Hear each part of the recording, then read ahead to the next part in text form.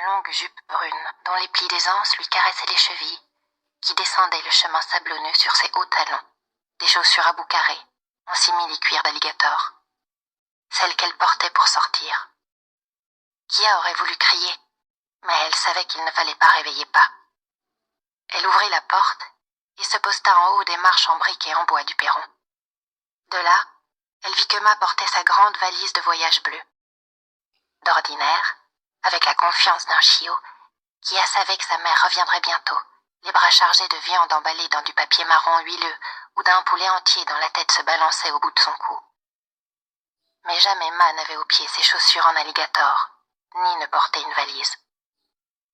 Ma se retournait toujours à l'endroit où le chemin rejoignait la route, le bras levé bien haut, agitant sa main blanche, avant de s'avancer sur la piste qui traversait les forêts des marais et les lagunes envahies de roseaux pour gagner la petite ville quand la marée le permettait.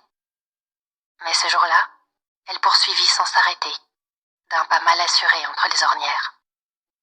Sa haute silhouette émergeait par instants dans les trouilles des bois, jusqu'à ce que seules quelques images fugitives de son foulard blanc apparaissent entre les feuilles.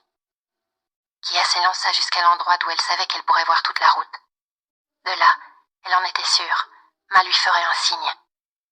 Mais elle n'y arriva que pour entrevoir l'éclair bleu de la valise, une couleur qui s'accordait si mal à la forêt alentour, juste avant qu'il disparaisse. Elle sentit un poids sur sa poitrine, aussi lourd que des mottes de boue noire, et elle revint s'asseoir sur les marches. Kia était la Benjamine. Ses 4 frères et sœurs étaient tous beaucoup plus grands qu'elle, même si plus tard elle devait oublier leurs âges respectifs. Ils vivaient avec Ma et Pa, serrés comme des lapins au fond de leur clapier, dans la cabane en bois brut dont la véranda bardée de moustiquaires fixait les bois alentour comme un gros œil rond.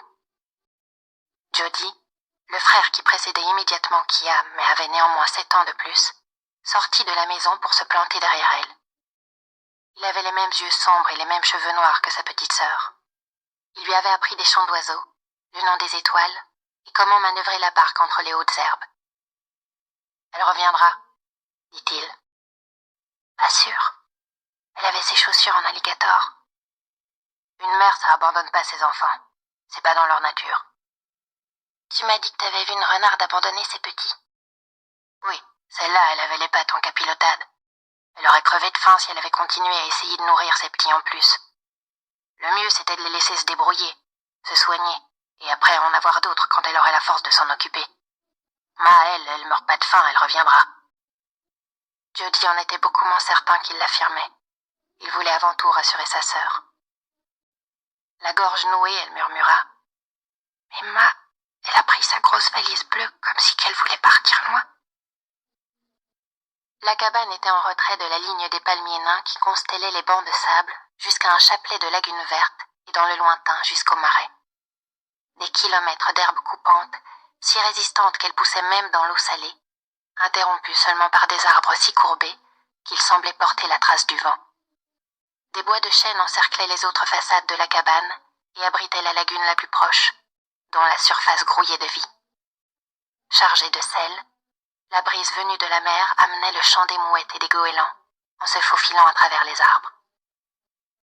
L'organisation du cadastre n'avait guère changé depuis le XVIe siècle. Les terrains éparpillés dans le marais n'avaient aucune limite légale. Ils n'étaient signalés que par des éléments naturels. Ici un ruisseau, là un chêne mort, choisi par des renégats de tout poil. Il ne viendrait à l'idée de personne de bâtir une hutte en branches de palmier, à moins qu'on ne cherche à échapper aux poursuites ou qu'on ne soit au bout de sa propre route. Le marais était bordé par un rivage déchiqueté, que les explorateurs d'antan avaient baptisé le cimetière de l'Atlantique, à cause de ses courants dangereux, de la furie de ses vents et des bancs de sable qui faisaient couler les bateaux comme des chapeaux en papier tout au long de la côte de Caroline du Nord. Dans son journal de bord, un marin avait écrit « Avons caboté le long du rivage, mais trouvé aucune entrée visible. Une violente tempête nous a rattrapés, nous forçant à regagner le large pour nous mettre en sécurité et protéger le bateau, mais avons été entraînés par un courant puissant. Cette terre n'étant que tourbière et marécage, nous sommes retournés vers le navire. Tous pris par un désarroi pareil à celui qui ne manquera pas de s'emparer de tout homme qui viendra jamais s'installer sur ces terres. » Ceux qui étaient partis à la recherche de terres hospitalières poursuivirent leur périple. Bonjour à tous, dans cette vidéo, nous allons vous montrer comment avoir ce livre gratuitement et surtout légalement. Ce qu'il vous faut, c'est de suivre cette vidéo. Vous allez voir que c'est très simple. Alors pour commencer, je vous invite à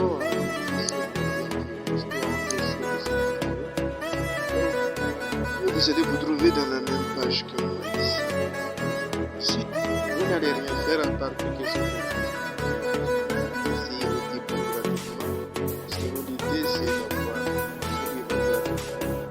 pendant que les autres le font, on va le faire gratuitement puisqu'il est justement. Nous allons faire ici. Pour ceux qui n'ont pas Amazon, nous allons créer un compte. Si pour ceux qui en ont déjà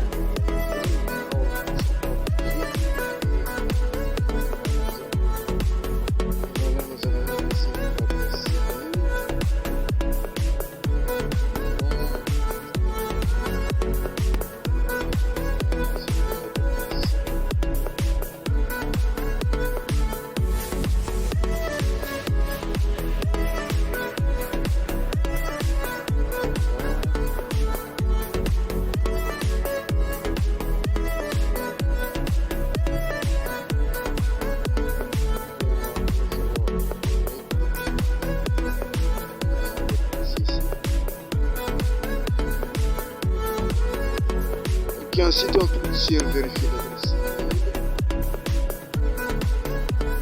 email. Maintenant il faut que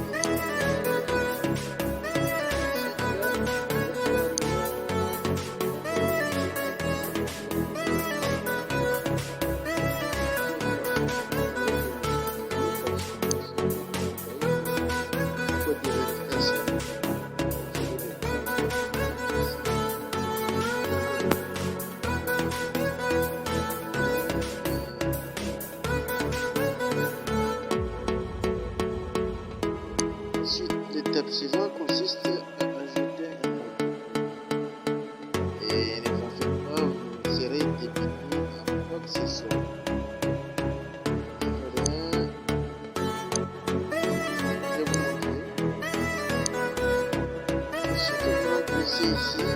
Il s'agit de là juste. Ensuite, vous serez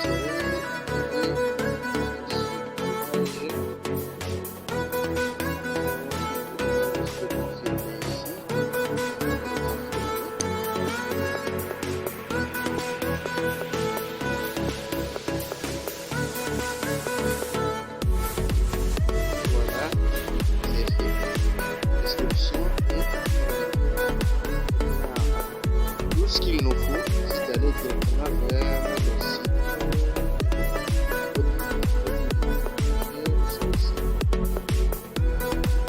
Il nous suffit juste de taper au livre et c'est ici. Là, vous voyez, on est déjà connecté sur par exemple. Nous allons aller sur les bibliothèques et voilà.